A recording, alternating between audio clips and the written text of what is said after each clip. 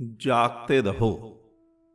एक व्यक्ति पूछता है, हे परमात्मा, कौन सी साधना करें, कैसी साधना करें? जप तप करें, व्रत करें, अनुष्ठान करें,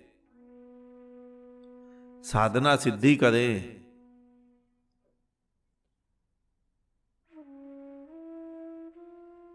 क्या करोगे इन साधनाओं को करके? कुछ मिला? तुमने कुछ तो की होंगी। अच्छा, उनको ढूंढो जो 80-90 वर्ष के हो चुके। अब तुम्हारे अपने अपने धर्मों के संत महात्मा, हिंदू के भी, मुसलमान के भी। मुसलमान में जो फकीर है वो उन्हीं के साधु संत हैं, मौलवी। सिख के, ईसाई के, बौद्ध के, जैन के, उनको ढूंढो जो 80-90 वर्ष से इन साधनाओं को नहीं, इन मूर्ताओं को कर रहे हैं। उनसे पूछो तुमने क्या पाया। तुम्हारे मंदिर के पुजारियों से मत पूछना, उस बेचारे का तो घर ही उसी से चला है। वो क्या जवाब देगा, क्या पाया? क्या वो बोलेगा कि मेरे घर की गृहस्थी चली इससे? ना मौलवी बोलेगा कि मेरा घर इससे चल रहा है, ना ग्रंथी, ना फादर। जो अपने घरों में बैठे, जंगलों में बैठे तपस्या कर रहे हैं, ये मूर्ताएं कर रहे हैं, उनसे पूछना तुम्हें क्या मिला, क्या पाया। अगर वो भविष्य के लिए बोलता है कि अगले जन्म में मिलेगा, तो उसके उत्तर की कोई वैल्यू नहीं रहती। छोड़ देना उसके उत्तर को, कहना खुश हो अपनी इस कल्पनाओं पर। अदरवाइज कोई भी व्यक्ति, कोई भी संतुष्ट उत्तर तुम्हें नहीं दे पाएगा, क्योंकि कुछ पाया ही नहीं। पाया इसलिए नहीं कि यहां क्योंकि कुछ करना ही नहीं। यहां वाक्य में ही कुछ नहीं करना था, इस जीवन को जीना था बस। किस लिए साधना करनी? सुखी होने के लिए? तो सुख तो बरस रहा है यहां। और किस लिए साधना सिद्धि करनी? धन प्राप्ति के लिए। तो करो, खूब करो, और जब धन आ जाए तब बताना। साधना सिद्धियों से, लक्ष्मी पूजा से अगर धन मिलता तो हिंदुस्तान गरीब क्यों रहता? हमारे प्रधानमंत्री को 80 करोड़ जनसंख्या को राशन वितरण क्यों करना पड़ता? कब इन मूर्ताओं से बाहर निकलोगे? अगर सरस्वती पूजा से ही बोध आ सकता तो हिंदुस्तान के हिंदुओं के सारे बच्चे IAS IPS बन गए होते। लेकिन बोध मेहनत करने से आता है। शिक्षा मेहनत करने से मिलती है, किसी भी देवी देवता की पूजा से नहीं। मैं तुम्हारे देवी देवताओं का अपमान नहीं कर रहा हूं, मैं सीधा सीधा तुम्हारा अपमान कर रहा हूं। तुम्हारी मूर्खता का आईना तुम्हें दिखा रहा हूं कि तुम क्या मानकर बैठ गए, किन कल्पनाओं में अटक गए। यहां कुछ नहीं करना है, यहां जीवन मिला हुआ है तुम्हें। उस जीवन को आनंद से, सुख से भोगना है, उसका उपभोग करना है। समझ आ जाएगा तो आज ही मुक्त हो जाओगे, वरना फिर कई जन्म ऐसे ही व्यर्थ हो जाएंगे। आज मैं मशाल लेकर आया हूं, उठो और तुम भी जला लो अपनी अपनी मशालें, और गला दो अपनी अपनी बेड़ियों को, जो तुमने पिछले 5500 वर्षों से अपने ही हाथों में, पैरों में बांधी हुई हैं। तुमने बांधी है, किसी और ने नहीं बांधी। किसी और का दोष नहीं है। जिस किसी ने आरंभ में ये बेड़ियां बनाई होंगी, वो बेचारा 2 रोटी को मोहताज होगा, उसने बना दी। लेकिन तुम तो 2 रोटी को मोहताज नहीं हो। तुम तो उठ सकते हो, अपनी बेड़ियों को तोड़ सकते हो, छिन्न भिन्न कर सकते हो। उठो। मैं चला गया, फिर पता नहीं तुम्हें कितने जन्मों बाद ये मौका दोबारा मिले। मैं आज तुम्हें मुक्त करने आया हूं।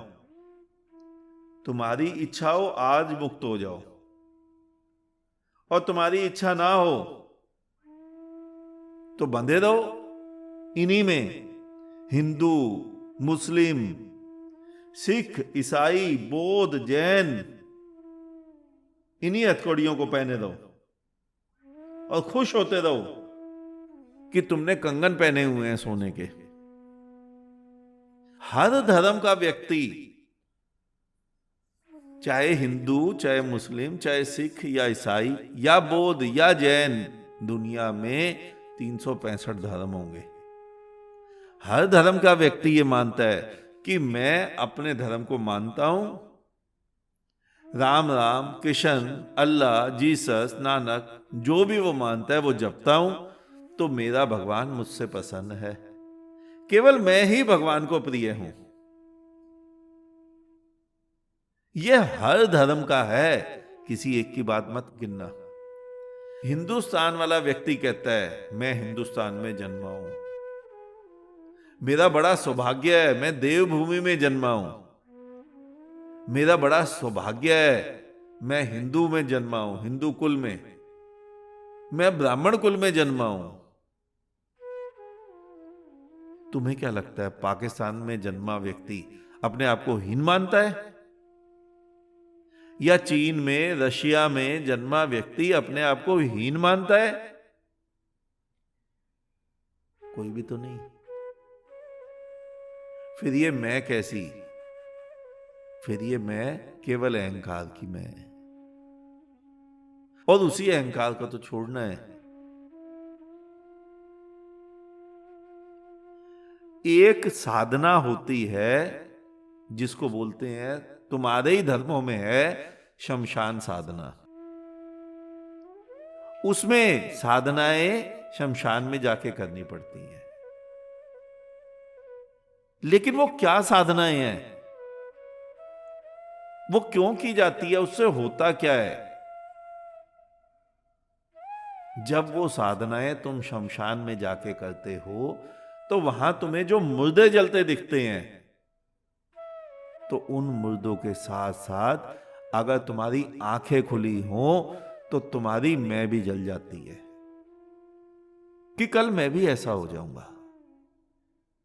काहे का अभिमान, काहे की मैं सिद्ध, मैं धनी, मैं हिंदू, मैं ब्राह्मण, मैं मुसलमान, मैं ईसाई, मैं बौद्ध। उन साधनाओं का मतलब केवल इतना होता है, यही लाभ होता है कि तुम्हारी मैं भस्म हो जाए। जिस दिन तुम्हारी मैं भस्म होती है, तुम्हारा अहंकार गिरता है, उस अहंकार के साथ साथ तुम भी गिर जाते हो। और जब तुम ही गिर गए तो कौन बचा हिंदू और कौन बचा मुसलमान? वहां एक नए जीवन का प्रवेश द्वार तुम्हें मिलता है। वहां कोई द्वार नहीं है। यह मत समझ लेना कि वहां कोई गेट लगा हुआ है, तुम गेट ढूंढते रहो। नए जीवन का द्वार का मतलब है प्रेम का जीवन आरंभ होता है। जिस दिन तुम अपनी मैं को मारते हो, उस दिन तुम एक परमात्मा के राज्य में प्रवेश कर जाते हो, जिसका सभी बुद्धों ने वर्णन किया है। जीसस का वर्णन सुना है ना तुमने? जो बच्चे की भांति होंगे वो मेरे परमेश्वर के राज्य में प्रवेश करेंगे।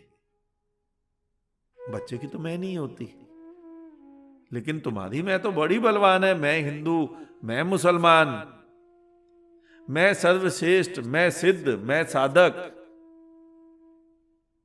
इन्हीं को छोड़ना है। मैं यही छुड़ा रहा हूं तुमसे। इनको छोड़ो और मुक्त हो जाओ, और फिर मुक्त होके जीवन जियो। वही आनंद है, वही उत्सव है। वहां तुम्हें उत्सव के दर्शन होते हैं। मंदिरों मस्जिदों में नाच के नहीं, गिरजे गुरुद्वारों में नाच के नहीं। तुम्हारे भीतर एक नृत्य चलता है। यह पूरी सृष्टि में एक नृत्य चल रहा है। लेकिन तुम देखोगे कैसे? चश्मे लगाए हैं मोटे मोटे, हिंदू के, मुसलमान के, सिख के, ईसाई के, बौद्ध के, जैन के। घर में अपने दादाजी का चश्मा उठाना, अपनी आंखों में लगाना और भाग के देखना। क्या भाग सकते हो? 2 कदम में गिर जाओगे, क्योंकि तुम्हारे लिए बना ही नहीं था।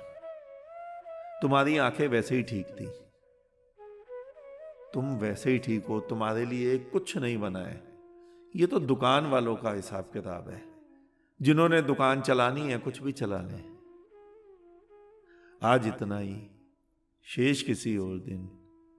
अंत में चारों तरफ बिखरे फैले परमात्मा को मेरा नमन।